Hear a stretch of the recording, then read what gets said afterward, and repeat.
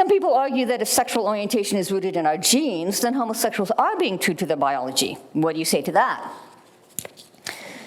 Well, despite extensive research, there is no conclusive evidence of any biological cause.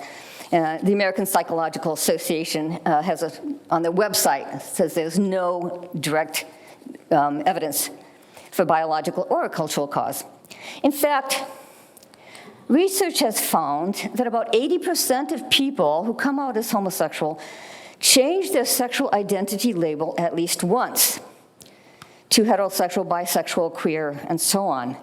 80% change their sexual identity label at least once, which means, in many cases, it may be more than that. That does not sound like a trait that is biologically determined. A magazine called The New Scientist ran an article on these findings, and it was titled, "Sexuality is Fluid. It's time to get past Born This Way." This was the research of Lisa Diamond, by the way, who you do know. I'm sure you know Lisa Diamond. Yeah. I just have to connect with the people who have background here. This is Lisa Diamond's research. Lisa Diamond is herself a lesbian, and she's the one who actually came up with the notion of that sexuality is fluid. You hear that all the time now, right? She's the one who came up with that term based on her research. Now, in religious circles, it is sometimes said that God made me gay, right? I met a former homosexual who had a good answer to that.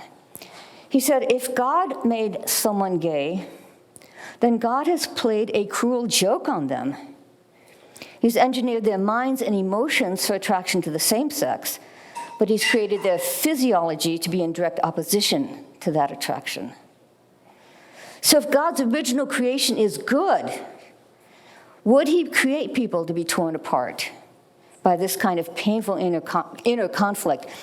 In a biblical worldview, conflict and division are results of the fall, not of God's good creation. Here's your next question. In your book, Love Thy Body, you say that it's ultimately your view of science or nature that drives your ethics. What's the connection? Our bodies are part of nature.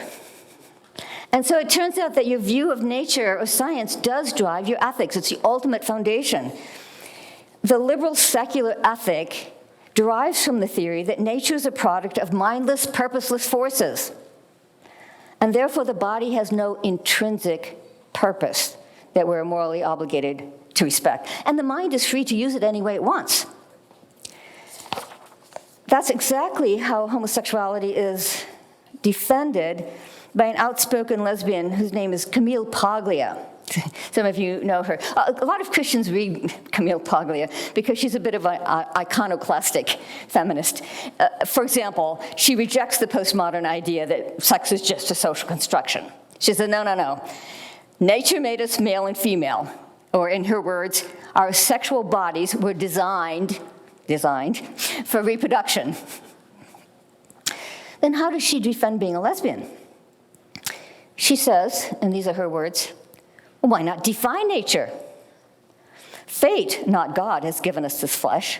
We have absolute claim to our bodies and may do with them as we see fit. Did you catch the logic here?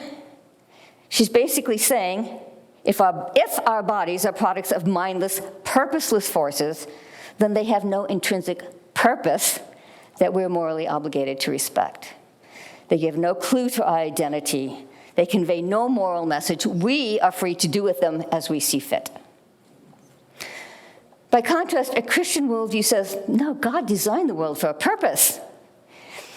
It's evident to observation that living things are structured for a purpose, that eyes are made for seeing, that ears are made for hearing, that wings are made for flying, and fins are made for swimming. In fact, the development of the entire organism is directed by an inbuilt blueprint or plan, DNA.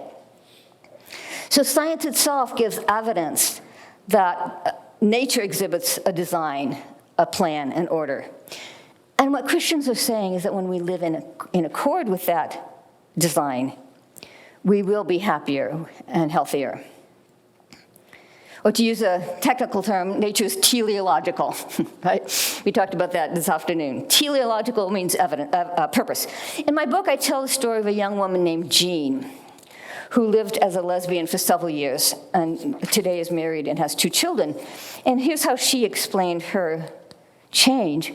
She said, I finally came to trust that God had made me female for a reason, and I wanted to honor my body by living in accord with the Creator's design. Do you see the positive language? I wanted to honor my body. I wanted to live in accord with the Creator's design. So Christians are making a positive case that biblical morality honors the body, that the biological correspondence between male and female is not some evolutionary accident. It's part of the original creation that God pronounced very good.